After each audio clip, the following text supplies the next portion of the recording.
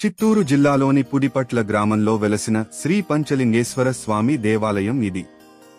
ఈ ఆలయం వెనుక ఒక అద్భుతమైన పౌరాణిక గాథ ఉంది. మహాభారత కాలంలో వనవాసంలో ఉన్న పాండవులు ఈ ప్రాంతానికి వచ్చినప్పుడు తమ కష్టాలు తొలగి ధైర్యం కలగాలని పరమశివుడిని ప్రార్థించారు అని స్థానిక విశ్వాసం చెబుతుంది.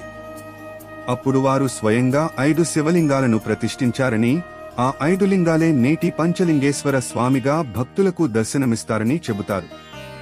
ప్రతి లింగం ఒక పాండవుని భక్తిని సూచిస్తుందని, ఆ స్థలం అపారమైన పవిత్రతను సంతరించుకుందని గ్రామస్తుల నమ్మకం.